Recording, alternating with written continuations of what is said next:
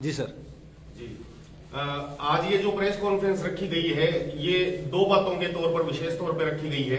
पहला कि हमारे भारतीय जनता पार्टी के अधिकृत प्रत्याशी श्रवणजी चौधरी ने अब तक चुनावों की क्या क्या तैयारियां कर ली है, क्षेत्र में कैसा रिस्पॉन्स मिल रहा है और जनता के साथ इतने दिनों में जुड़ाव कहां तक पहुंचा है।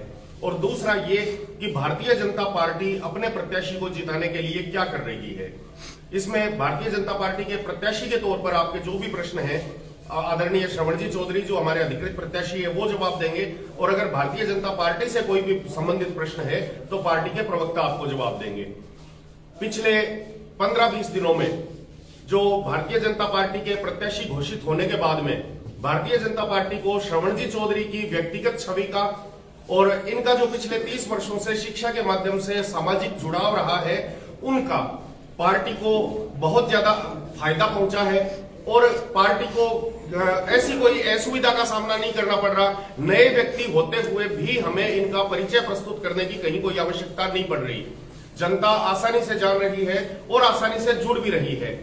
ऐसे में चुनाव का जो अभियान है वो हमारे लिए बहुत ही आसान हो गया और पिछले 15-16 दिनों में हम फतेहपुर शेखावाटी विधानसभा क्षेत्र के गांव-गांव ढाणी-ढाणी तक भारतीय जनता पार्टी का विजन और पिछले 5 सालों में कांग्रेस सरकार का कुशासन, भ्रष्टाचार और विधायक की जो फतेहपुर विधानसभा क्षेत्र में तानाशाही रही उनके विरोध में स्वर बुलंद करने में हम कामयाब रहे हैं, जिस पर जनता ने अपने समर्थन की मोहर भी लगाई है, जिसके विश्वास के आधार पर हम पूरे विश्वास के साथ कह सकते हैं कि लोकतंत्र में विधानसभा चुनाव की ये जंग, लोक विधानसभा चुनाव हम भारी बहुमत के साथ और विधानसभा क्षेत्र फतेहपुर में भारी अंतर के साथ भारतीय जनता पार्टी के अधिकृत प्रत्याशी श्रवणजी चौधरी ये चुनाव जीतने की ओर बढ़ रहे हैं। सबको नमस्कार। Print media, social media, electronic media के सभी मेरे बंधुओं को यथायोग्य वंदन, सादर प्रणाम। मुझे भारतीय जनता पार्टी में मेरी जन्मभूमि का कहते हैं एक कर्ज उतारने का एक सौभाग्य दिया और मुझे फतेहपुर से भाजपा की टिकट के रूप में उम्मीदवार बनाया गया। मैं पिछले करीब 1-1.25 महीने से यहाँ इस फील्ड लगा हुआ हूँ और मैंने जो बातें कुछ देखी कि यहाँ पर अंधेरी नगरी चौपड़ राजा है, मतलब है कोई दढ़ी दोरी नहीं है, कोई मालिक नहीं है और राम भरोसे खेती हो रही है। और ये चीज दर्द के साथ मैं यहाँ अगले 5 साल में उस दर्द को मिटाने का, दर्द को कम करने का पूरा प्रयास रहेगा मेरा। मैं मेरी प्रेस वार्ता में जाऊं उसके पहले मैं कल का 2 नवंबर का न्योता देता हूं सभी साथियों को कि 2 नवंबर कल सुबह 10:15 बजे फतेहपुर में पंचायत समिति के सामने सूर्य मंडल के यहाँ ग्राउंड है, सूर्य मंडल बोलते हैं उसको लोग, वहां सभी मेरे सादर आमंत्रित हैं। मेरे सारे अपने भाजपा कार्यकर्ता, मेरे अपने व्यक्तिगत, मेरे वेल विशर जहां भी कहीं रह रहे हैं, तो विदेश से फोन आ रहे हैं कि श्रवण जी या श्रवण हम आपके आना चाहते नामांकन में। कुछ लोग आ भी गए हैं, तो रात को विदेशों से भी लोग आए जो फतेहपुर के बाहर रहते हैं। तो मेरा सबसे पहला तो मेरे सारे को निमंत्रण है और आप प्रेस के साथियों को भी कल का निमंत्रण है कि सबको 10:15 बजे सूर्य मंडल में पहुंचना है। कल नामांकन किया जाएगा, नामांकन रैली रहेगी, तो दोस्तों आप सब उसमें पधारें। उसके बाद पिछले 20-25 दिन में मैं इस फील्ड में नया था, हो सकता है अनजाने में, जानबूझ के तो खैर कोई आदमी गलती नहीं करता, अनजाने में कहीं हो सकता है किसी साथी को मेरी किसी बात से आहत हुआ तो मैं उसके क्षमा प्रार्थी हूं। और मेरा एक ही मकसद है अब लाइफ का, मैं लाइफ को जीता हूं मकसद के साथ। मैंने लाइफ के 2 मकसद पूरे किए हैं। पहला मकसद मेरी पढ़ाई था, दूसरा मकसद इंस्टीट्यूट था, तीसरा मकसद मेरा सोशल पॉलिटिकल लाइफ है, सामाजिक लाइफ है। यहाँ मैं एक ही बात के लिए आया हूँ कि मैं यहाँ लोगों के साथ रह सकूं, उनकी बातों को समझ सकूं। और निश्चित रूप से फील्ड नया है तो नए फील्ड में एक बार आपको थोड़ा सा जोर भी आता है, पर लेकिन ये भी सत्य है कि 93 के बाद यहाँ कमल नहीं खिला है। कारण क्या रहा, मैं गणित का आदमी 2 4 ही होते हैं, घुमा के बात कैसे भी कर लो, वो कमल खिलाने का जिम्मा जो पार्टी के बड़े अधिकारियों ने, बड़े नेताओं ने, बड़े गार्जियंस ने मुझे दिया है, तो मैं ये मानता हूँ कि बहुत बड़ा विश्वास के मुझ पर किया है। तो मैं हर उस व्यक्ति से जो भाजपा की जीत चाहता है, जो भाजपा को जिताना चाहता है, वो कमल को मत करे, कमल को वोट दे ताकि फतेहपुर में भाजपा आ सके। और मेरा एक ही सपना है, फतेहपुर को शिक्षा नगरी बनाया जाए। बहुत प्रैक्टिकल बात है, सड़क है, बिजली है, पानी है, जो सरकार बीजेपी की बनने वाली है, व्यवस्था तो होनी है। ये तो यदि बीजेपी में मेरे किसी भी साथी को, अन्य किसी साथी को टिकट मिलता तो शायद वो भी उसी काम को उसी प्यार से करते। लेकिन मैं शिक्षा जुड़ा, आपको इन चीजों के साथ एक एक्स्ट्रा पॉइंट आपको शिक्षा का मिलेगा। फतेहपुर की जनता को मेरे जगह भाजपा किसी भी साथी को टिकट देती तो वो सारे काम तो वो भी करवाते जो मैं कराऊंगा, वो सरकार के विजन। लेकिन एक शिक्षा का विजन जो मेरा है और फतेहपुर को शिक्षा नगरी बनाना है, उसमें मैं सरकार का सहयोग भी लूंगा। और मैं उस माटी में पैदा हूं, उस माटी में रहता हूं साहब, जहां देश आजादी से पहले यहाँ स्कूलें कॉलेज बन चुके हैं। उनसे निवेदन करेंगे, प्रेर करेंगे, उनसे मिलेंगे, उनको आपने भाषा में कहा थोड़ी बहुत आप जयराम जी कर भैया हमारी जन्मभूमि जब मन पार्टी भेजो है, जन्मभूमि की बात करें तो माने जन्मभूमि की बात कर कि आगे जो पीढ़ा ही पड़पोता होगा, सेठा का छोड़ गया ठाउबा का, उन सबको लाया जाएगा।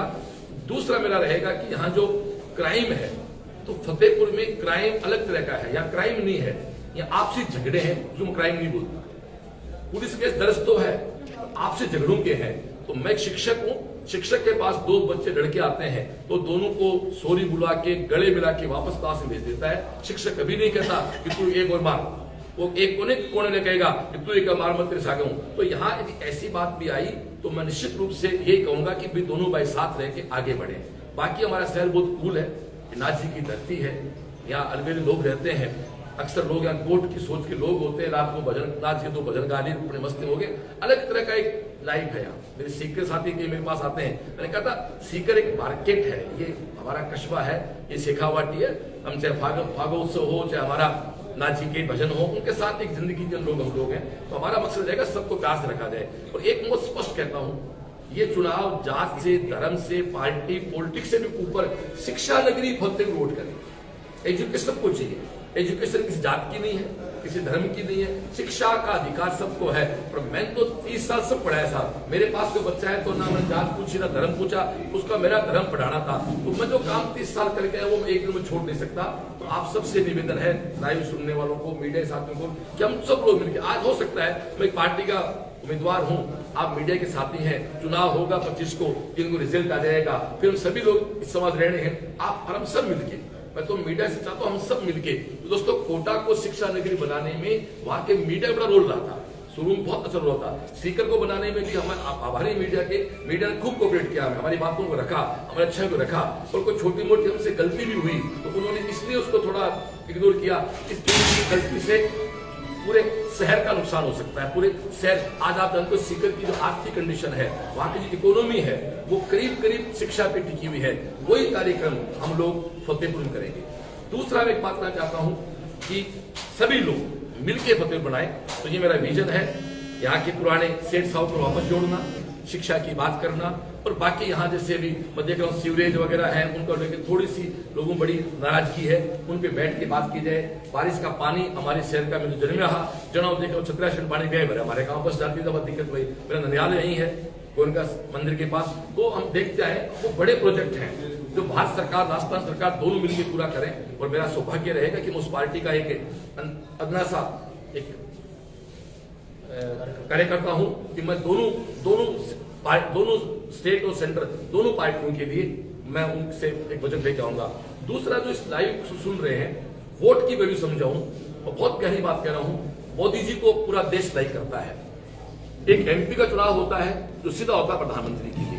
हम कई बार क्या करते हैं, एमपी के वोट में साफ कहते हैं साहब एमपी के वोट में तो मोदी जी को वोट देना है, बट एमएलए के वोट में कई बार छोटी बात कर जाते हैं। वो ये बात भूलते हैं, अरे भाई एमपी का वोट तो प्रधानमंत्री को केवल एक जगह मजबूत करता है, एमएलए का वोट तो हमारे प्रधानमंत्री को 2 जगह मजबूत करता है। ये बात दिमाग में क्यों नहीं आती? आप एक एमएलए बनाते हो तो विधानसभा में आपका बहुमत दे रहा है, और मालिक लोकसभा के साथ जो राज्यसभा बनती है वहां तो एमएलए का वोट काउंट आता है। इसलिए एमएलए का वोट ज्यादा कीमती है, हमें इस सोच से उभरना पड़ेगा। एमपी का वोट कीमती है, तो एक एमपी का एक बार वोट डालेगा भाई। एमएलए का वोट हमारे माननीय नरेंद्र मोदी साहब को, हमारी भाजपा को 2 जगह मजबूत करेंगे, लोकसभा में, राज्यसभा में करेंगे, विधानसभा में करेंगे। इसमें तो आप लोगों को इस वोट को भी वैसे सोच के देना है जैसा हम लोकसभा वोट देते हैं। मोदी जी के वीडियो आपको देख रहे हैं, उनके सारे पोस्ट आप देखते हो, साफ कहते हैं कि हमारा निशान, हमारा उम्मीदवार कमल का निशान है। तो कमल के ऊपर बटन दबाना है, और कमल के बटन के अलावा इधर उधर दाएं बाएं जो भी कोई वोट पड़ रहा है वो सीधा अप्रत्यक्ष नहीं, सीधा भाजपा की रास्ते की बाधा है, भाजपा के रास्ते खड्डे हैं। तो जो भाजपा को प्यार करते हैं, उन सबसे निवेदन मेरा यही है कि वो कमल पे बटन दबाएं और कमल पे बटन दबाएं। मेरी बात एक बार यहाँ रोकता हूँ, आपका प्रश्न हो तो आप पहले पूछ लें, उसके बाद आपका एक बयान, आओ तो वेलकम, जाओ तो बिल्कुल खुले प्रश्न, दूसरा एक सरोज जी का भी वायरल हो रहा है, तो क्या आपको नहीं लगता है कि आपके इस तरह के स्टेटमेंट चुनावी माहौल के अंदर पार्टी को डैमेज कर रहे हैं, आपको कमजोर कर रहे हैं? मैं बिल्कुल इसका जवाब हमारे मुंह दे देंगे, आपसे मांग रहे हैं, आपसे मांगने का प्रयास करता हूं। निश्चित रूप से वो मेरा भाव ऐसा नहीं था उसमें कि ये भाव जरूर था, ये चलो मैं इसका उत्तर देता हूं। दुनिया में सबसे अच्छा झूठ कौन बोलती है? मां बोलती है। कैसे? पूरे वीडियो सुनना। दुनिया में सबसे अच्छा झूठ मां बोलती है। हमारी मां तो बोलती थी, अब आपको मां कैसे? बिल्कुल साहब, हम शाम को खेल के आते थे ना, तो थोड़े से अजीब से होते थे, मिट्टी मिट्टी हो जाते, तो पास दूर खड़ी कहती आजा आजा आजा, मारूंगी नहीं, लेकिन वो पास आने के बाद थोड़ी सी पिटाई करके खाना भी नहीं खिलाऊंगी और मारूंगी भी नहीं, तो थोड़ी सी पिटाई भी करती थी पर खाना भी खिलाती थी। हो सकता है मेरा बयान जो है भावुकता में हो सकता है, किसी को ठेस लगी हो तो मैं उसको सॉरी बोलता हूँ। मेरा भाव यही था कि भाई जब मैं खड़ा हूं तो मेरे सब साथी मेरे परिवार के खड़े हो चुके 90%, कुछ साथी हो सकता है मैं इसमें थोड़ा सा ज्यादा ज्ञान नहीं रखता, तो किसी भी साथी को इसमें ठेस लगी है तो भाजपा परिवार के हर व्यक्ति का इसमें हर व्यक्ति स्वागत है। और एक एग्जाम्पल और भी देता हूं इसमें, दूसरा भी एक झूठ का, कई बार ऐसी बातें होती हैं जो झूठ होती है, मतलब उसके बाद भी वो अर्थ बहुत प्यारा होता है। एक बच्चे की पहली माँ खत्म हो गई, उसके पिता ने दूसरी शादी कर ली, तो पिता ने उस बच्चे से पूछा माँ अच्छी कौन सी है, तो उसने कहा मेरी ये वाली माँ झूठ नहीं बोलती है, पहली माँ झूठ बोलती थी, मतलब जो जन्म दिया वो झूठ बोलती थी, ये झूठ नहीं बोलती। पिता को अजीब लगा, यार तो तेरी स्टेम मदर है, जो सच बोल रही है, वो झूठ। पिता ने कहा समझा कैसे? बोले मेरी वो जो माँ थी ना, मैं जब छोटा था तो खेल खाल के आता था ना, तो मुझे कहती कल खेलने गया तो खाना नहीं दूंगी, फिर भी खाना वो रोज देती थी। बट ये माँ जिस तरह कहती है खाना नहीं दूंगी, उस दिन खाना नहीं देती है। तो भाजपा हमारी पहली माँ है। हो सकता है कई बार ये बोल दे कि खाना नहीं दे, पर वो खाना भी देगी। सभी का स्वागत है पार्टी में, और मैं तो सबसे निवेदन करता हूँ दोस्तों, ना तो श्रवण का चुनाव है, चुनाव भाजपा का है, भाजपा कार्यकर्ता का है, जीतती है तो फतेह भाजपा है, और किसी कारणवश नेगेटिव रिजल्ट है तो भाजपा का है। इसलिए भाजपा का हर व्यक्ति भाजपा के साथ रहे, और पूर्ण उम्मीद पूर्ण विश्वास है अगले 2-4 दिन में हमारे सारे परिवार के साथी बिल्कुल इसी प्रेस वार्ता में कंधे, बहुत लोग बैठे, हमारे सब लोग बैठे हैं हमारे साथ देख रहे हैं, बहुत से लोग जुड़ चुके हैं और बाकी लोग जुड़ेंगे।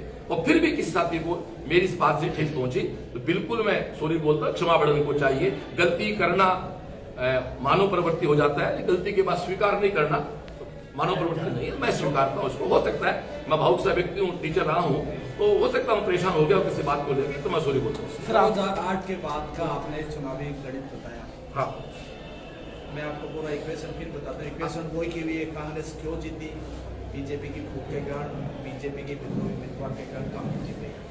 इस बार भी इक्वेशन वही है, तो फिर आप सॉल्यूशन कैसे करेंगे, कैसे पास मार्क्स लेंगे, कैसे सफलता प्राप्त करेंगे, इस डैमेज को कैसे कंट्रोल करेंगे? डैमेज समीकरण तो वही है, तो पहले 1998 से चलती आ रही है, कोई परिवर्तन नहीं आया। पर इसका जवाब आप हमारे पहले दिल्ली में राज नहीं था, अभी दिल्ली में राज है। 2008 की परिस्थितियों में कांग्रेस का केंद्र में राज था, अभी भाजपा का राज है, और उस अनुकूलता का लाभ हमें पूरा मिलेगा, हमें विश्वास है। तब हमारे पास मोदी जी प्रधानमंत्री नहीं थे, अब मोदी जी प्रधानमंत्री है, उस परिस्थिति का लाभ हमें मिलेगा, ये तय है। एक सवाल आपसे ही कर लो, आप डैमेज कंट्रोल करने के लिए आए हैं जी। परंतु मडावा में नरेंद्र चौधरी को जब टिकट दी तो आपकी फेसबुक पर वायरल हो रहे हैं कि इसका विरोध करो, ये करो, काफी आ रहे हैं, तो आप वहाँ पे डैमेज कर रहे हैं, यहाँ डैमेज कंट्रोल करेंगे। ये अगर तथ्य आपके पास मौजूद है तो मैं तुरंत माफी मांगूंगा। आप केवल सुनी सुनाई बात कर रहे हैं तो बात दिखा दूंगा प्रेस के कॉन्फ्रेंस के बाद, दिखा देंगे, नहीं दिखाना ही है और उसको भी लाइव कराना ही है। बिल्कुल। मैं भारतीय जनता पार्टी का जिम्मेदार कार्यकर्ता हूं, और अगर मुझे यहाँ पार्टी ने भेजा है, निश्चित रूप से नरेंद्र जी से मेरे मतभेद हो सकते हैं, लेकिन मैं उनका विरोध कर रहा हूं या उनको हराने की बात कर रहा हूं, ये बात सरासर गलत है। आपके सोशल मीडिया अकाउंट पे पोस्ट डाली आपके द्वारा? मेरे सोशल मीडिया अकाउंट पर मेरे पे नहीं होगी, कोई मेरा यूज कर रहा है नाम करके, कोई तो हो सकता है, मेरे पे नहीं हो सकता है। ये मानवीय भूलें होती हैं, चुनाव भाव कम हो जाता है। भाव देखो, गांव में कहावत है, लड़ने माँ के जाए भाई की कई बार 2 माह हो जाए, कई घंटा के लिए, 15-20 मिनट के लिए, तो हो सकता है। जो परिवार है परिवार आपने है। अभी कहा 2 परिवार है, हम जैसे पुलिस के पास भी कोई झगड़ा जाता हाँ। है तो ऐसी कोई क्राइम यहाँ पर नहीं है, लेकिन आपकी पार्टी के जो 2, क्योंकि कांग्रेस अभी एकजुट है, लेकिन आपके जो 2 भाई निकल के आए, चाहे बात करते हैं मधुसूदन भिंडा की, जब बात करते हैं जेजेपी से जुड़े, लेकिन आपकी पार्टी के जो कार्यकर्ता है वही उधर है, कोई अलग नहीं है, क्योंकि पार्टी के भले ही वोट ज्यादा हो लेकिन आपकी पार्टी 3 जगह हो रही है, इसको लेकर क्या अभी करेंगे? चुनाव 25 तारीख को भाई, चुनाव के भी 20-22 दिन बाकी हैं। सब लोग सब अब तो फॉर्म नहीं भरेगा ना, फॉर्म भरने कैसे कह सकते हो? फॉर्म भरने से पहले कह सकते हो। देखो इसमें भी एक सिंपल बताऊं, कई बार क्या होता है कि घर का आदमी रूठता है तो रूठना अधिकार की पहली शर्त होती है, पहला लक्षण होता है रूठना, अधिकार है वहीं रूठेगा आप। रूठेगा कब? जब अधिकार होगा।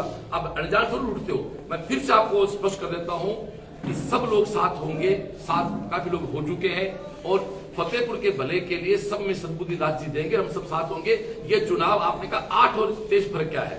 8 का चुनाव मुझे नहीं पता क्या मुद्दे थे, 23 का चुनाव का मुद्दा है फतेहपुर शिक्षा नगरी कैसे बनाया जाए। इसलिए पूरा यूथ हर चीज से ऊपर आके वोट करेगा भाजपा को, उसको दिखाई देगा।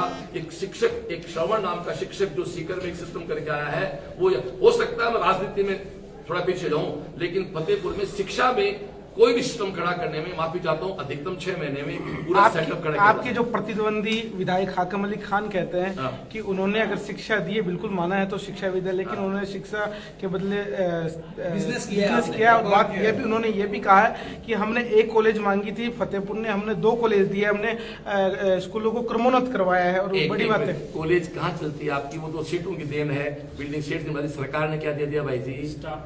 स्टाफ तो छोड़ो, बिल्डिंग का वो तो सेठ जी ने बनाई है। वो तो मैं शुरू से कह रहा हूं, मैं समान सेठों करूंगा, तो पहले कह रहा हूं मैं। कर्मोन्नत की बात करो, कर्मोन्नत की बात करो। स्कूल कागज पर नहीं होती है, वहां पूरा साइंस खोल दी। यदि साइंस खोल के आप स्टाफ में भेजते हो ना, तो आप बच्चे का बुरा कर रहे हो, गलती और फंस गया। रोसावा मान लो गांव है, आपने साइंस खोल दी, फिजिक्स केमिस्ट्री बायो टीचर नहीं है, तो फिर कोई बच्चा रुक गया रोसावा बेचारा, तो उसके तो अन्याय कर दिया आपने। अच्छा स्कूल नहीं होती और तो कोई पढ़ता है बेचारा। पूरा स्टाफ, पूरी लेब, पूरी व्यवस्थाएं नहीं है, तो कागजों में यदि आप है तो फिर तो शिक्षा नगरी में आप क्या डेवलप करोगे? है आप शिक्षा नगरी में क्या डेवलप करोगे? मैं शिक्षा नगरी में कॉम्पिटिशंस के माहौल को क्रिएट करूंगा। स्कूलें बहुत चल रही हैं पहले से यहाँ, क्योंकि स्कूल के बाद शुरू होती शिक्षा देखा जाए तो कॉम्पिटिशन की, हम उस पे मैं वैसे करूंगा जैसे सूरतगढ़ में एक भाटिया आश्रम है जहां बच्चों को पढ़ाया जाता है। भाटिया आश्रम के फॉर्मेट पे मैं फतेह काम करूंगा, जहां एक व्यक्ति है जो 100-200 रुपए लेते हैं और एक ग्रुप बना के बच्चों के साथ काम करते हैं। आपको पता होगा करीब 15 से 20% रेट आगे पीछे हो सकता है, RS वो बंदा अकेला कवर कराता है। भाटिया आश्रम के पैटर्न पे फतेहपुर में उस तरह का डेवलपमेंट किया जाए। स्कूल तो है, स्कूल तो हमारे बहुत अच्छे मित्र काम कर रहे हैं यहाँ पर। कल मीडिया से ऑफ द रिकॉर्ड बात करते हुए विधायक हाकिम ने दावा किया कि वो 22,000 वोट चाहिए देंगे। सर मैं ईश्वर नहीं हूँ, वो भगवान है, वो अनाउंसमेंट कर सकते, मैं इंसान हूँ। उन्होंने कहा कि हमारी जो सरकार में पानी निकासी की हो, कॉलेज हो, शिक्षा हो, चिकित्सा हो, सभी में बेहतर तो ठीक है, फिर पानी निकासी आपकी बढ़िया है तो फिर तो कोई दिक्कत ही नहीं है। आपका पानी बाहर निकल रहा है, यदि फतेहपुर का बारिश के पानी निकासी हो गई तो फिर कोई क्या बताओ, मुझे क्या दिक्कत है? आप तो पूरा फतेहपुर इस बात का गवाह है कि वार्ड नंबर 50 और 51 में जब सीवरेज का मल मूत्र गंदा कूड़ा करकट लोगों के रसोई तक आ गया, घरों में घुस गया और लोगों का जीवन नरक जहन्नुम बन गया, ऐसे में 100-125 लोग इकट्ठे होके और नगर परिषद में ज्ञापन देने के लिए आए थे। लेकिन विधायक की तानाशाही का आलम यह था कि उनको यह भी नागवार गुजरा कि आखिर ये लोग नगर परिषद तक शिकायत लेके कैसे पहुंच गए। और विधायक ने उन 100-125 लोगों में से 4 दलितों का चयन किया और 4 दलितों पे राज कार्य में बाधा डालने का मुकदमा दर्ज करा दिया। तो जिस फतेहपुर में हालात ये हो कि जहां पे आंसू नीम चढ़े, खून पड़ा काला, कानों में लाख जड़ी, जीभ पर छाला और फिर कहते हैं हंसो, और अगर शिकायत कर दी तो कानूनी मुकदमे में फंसो। नगर परिषद में 4 दलितों पे जो मुकदमा करवाया गया है वो विधायक की नाकामी का सबसे बड़ा सबूत है कि अगर कि हम काम नहीं करेंगे और काम नहीं करने की अगर शिकायत दर्ज करवाई जाएगी तो आप पे मुकदमा करवा के आपकी जुबान बंद कर दी जाएगी। हम इसी फतेहपुर में जो लोकतंत्र का खात्मा किया जा रहा है, अगर कोई पत्रकार भ्रष्टाचार के मुकदमे उजागर करता है तो उसको नारकोटिक्स के मुकदमों में फंसा के जेल में डाला जाता है। अगर कोई कार्यकर्ता लोकतंत्र में इस तानाशाही का विरोध करता है तो उन पे मुकदमा किया जाता है। अगर किसी के घर में घुस के अपराधी उसको पीट रहे हैं और वो FIR करवाने थाने में जाता है तो थाने में भी विधायक से अप्रूवल लेना जरूरी है कि आपकी शिकायत पे विधायक की स्वीकृति है या नहीं। विधायक जी दोनों पक्षों में से एक को मुलजिम बनाते हैं, एक को मुस्तकिस बनाते हैं, दोनों के वोट लेते हैं, एक को कार्रवाई करवाने का आश्वासन देते हैं, एक को कार्रवाई रोकने का आश्वासन देते हैं। भारतीय जनता पार्टी एक ऐसे प्रत्याशी को लेके आई है जो शिक्षक है और वो अपने उसी सिद्धांत पे काम करेगा कि अगर उसके पास 2 बच्चे लड़के आ गए तो वो दोनों को समझाएगा और एक को डॉक्टर बनाएगा, एक को इंजीनियर बनाएगा। भाजपा ने आपको एक प्रवक्ता बनाया है, क्या रहेगा? भाजपा ने मुझे प्रवक्ता बनाया और मुझे जो जिम्मेदारी दी है, मैं उस जिम्मेदारी का पूरी कर्तव्य निष्ठा के साथ, दृढ़ संकल्प के साथ और भारतीय जनता पार्टी को अधिकतम लाभ कैसे पहुंचे और भारतीय जनता पार्टी के लाभ के साथ जनता तक वो लाभ कैसे पहुंचे और मैं उनकी जुबान कैसे बन सकूं, इस बात पे मेरा ध्यान केंद्रित रहेगा। और उपदेश कुशल बहुतेरे, आप वकील है, दलित समाज का उदयमान चेहरा है, जो आपने 4 दलितों को मुकदमे करने की बात की। जब मुकदमे दर्ज हुए तो न तो कोई दलित समाज का कोई व्यक्ति आया, न राजनीतिक व्यक्ति कोई सामने आया उनके हितों की रक्षा के लिए संघर्ष के लिए। आप चुनाव के समय आप इस तरह की बातें कर रहे हैं। हम इसी डर को खत्म करना चाहते हैं कि 4 लोगों पे मुकदमा दर्ज हो गया और कोई उनकी आवाज उठाने तक को तैयार नहीं, क्योंकि उन्हें पता है उन 4 लोगों को सजा इसी बात की मिली थी कि उन्होंने आवाज उठाई। आप क्यों डर गए? आपने उनके संघर्ष को आवाज क्यों नहीं दी? आप मुखर क्यों नहीं हुए? मैं 12 दिन तक लगातार नगर परिषद के सामने धरने पे रहा। हमारे नगर परिषद जब आपकी सरकार पूर्व सभापति आप धरना ही दे सकते हैं ना, लोकतंत्र है, आप लोकतंत्र है तो आप इसीलिए कह रहे हैं ना, इसीलिए के लिए कह रहे हैं कि भाजपा के उम्मीदवारों को प्रत्याशी बनाएंगे तो हमें इस तरह की ना घटना घटेंगी और ना फिर डरने की जरूरत नहीं है। जब आपके पास आपका पावर रहेगा, पावर मतलब राज का जो एक पावर से मतलब है कि अधिकार आपके पास रहेगा, पावर से गलत हो सकता है, तो वो निश्चित ऐसा ऐट होगा नहीं किसी का। और भाजपा में आप लोग देख रहे हैं कि आप फतेहपुर में क्या महसूस कर रहे हैं, जब से टिकट मुझे पार्टी ने दिया है, आप अच्छे लोग जुड़ रहे हैं पार्टी के साथ, एक नई परंपरा स्टार्ट हो रही है। महिपाल महिला जो आरएलपी के प्रवक्ता रहे हैं, जो आपके साथ आप जानते हैं मीडिया के साथ जो टॉक शो में आए, स्टेट लेवल के चैनल आप सब लोग है, तो उस आदमी का हमारे साथ जुड़ना, रिटायर्ड एसपी केसरी जी का हमारे साथ जुड़ना, तो बाकायदा जयपुर से उनका सम्मान के साथ, तो कहीं ना कहीं अब एक नया करवट, नया सिस्टम डेवलप हो रहा है। तो हमारे पुराने गार्जियंस, हमारे पुराने कार्यकर्ता और जब तक परिवार में नए लोग नहीं जुड़ेंगे, क्या वो पार्टी के रूठे कार्यकर्ता वो जब तक क्या वो भी जल्द जुड़ेंगे? जुड़े हुए हैं, क्या पार्षद सब जुड़े हुए हैं, सब जुड़े हुए हैं। आंकड़ा बता सकते हैं। कल शायद महोदय ने यह कहा कि श्रवण, मैं तो आपके बीच 24 घंटे रहता हूँ, और ये वापिस चले जाएंगे, 25 तारीख को ये सब सीकर चले जाएंगे, उन्होंने ये भी कहा है। एक मिनट 24 घंटे का सवाल है जिसका जवाब मैं आपसे जितने भी कैंडिडेट हैं। बिल्कुल साहब, मैं बताऊं, मैं सीकर रहता हूं, अब मैं पॉलिटिक्स में आ गया तो मैं यही रहूंगा ना, मेरा सीकर भी घर है, इसको मैंने निकाल सकता। और 24 घंटे 365 दिन आदमी फिजिकली कोई कह नहीं सकता। जमाना आजकल इतना मजबूत है मीडिया का, तो कम्युनिकेशन का, कि आदमी जहां जरूरत पड़ती है काम तो सारे आपको काम होता है, हरी है, बीमारी है, और तो आजकल तो आप टेलीफोन से भी काम होते हैं। जरूरी नहीं कि आप 2 घंटे पहुंच सकते हैं। एक आदमी बीमार हो गया, हॉस्पिटल गया, वो काम फोन से भी हो सकता है। आपके मान लो कोई लड़ाई झगड़ा हो गया तो वो काम किसी फोन पे सुनने से हो सकती है। और फतेह बहुत छोटा सा है, बहुत बड़ा भी नहीं है, वहां पहुंचा भी जा सकता है।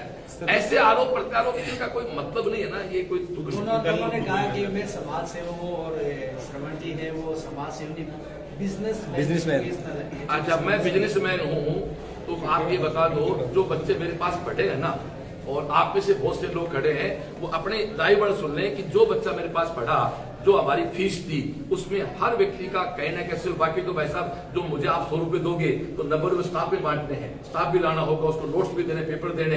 लेकिन फिर भी हमने कोटा में जो खर्चा 4 लाख का था, वो खर्चा हमने 1.5 लाख में सीकर में कर दिया। 2.5 लाख रुपए प्रत्यक्ष बच रहे हैं आपके। अब ये तो बुद्धि चाहिए ना समझने के लिए, इससे दिमाग चाहिए। इसके लिए समझाइए, आज सीकर हम नहीं होते ना, तो आपके बच्चे कोटा जाते, ये खर्चा कोटा में 4 लाख होता, वही हमें 1.5 लाख में खर्चा, 2.5 लाख रुपए आपके हमने प्रत्यक्ष बचा दिए। दूसरा, फतेहपुर आपका बच्चा जाता है, आप मतलब जो भी हमारे, तो लगता है मेरा शहर है।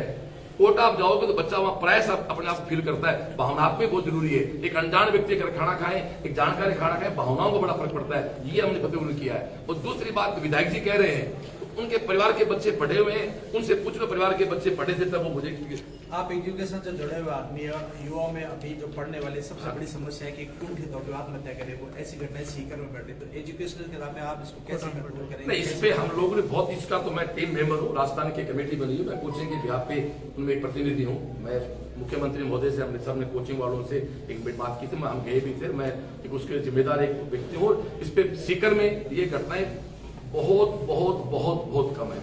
30 साल हो गए इंडस्ट्री आए हुए लगने के बाद, बाकी तो नो डाउट है समाज में डिप्रेशन है, स्वीकारते हैं, प्रेशर भी है, इसको रिलीज करेंगे, इसमें हम ठीक सा काम कर लेते हैं। सर कल की सभा में कौन बड़े नेता आ रहे हैं आपके नामांकन के लिए? कल की नामांकन से राठौर साहब आ रहे हैं और हमारे अवनेश बैसी जी आ रहे हैं, बबीता फोगाट जो हरियाणा के बीजेपी है पहलवान है, फिर वो मेरे पारिवारिक मेंबर हैं, तो उनको मैंने कहा आप भी आओ एक बार, तो वो एक अपना सेलिब्रिटी है अपने आप में।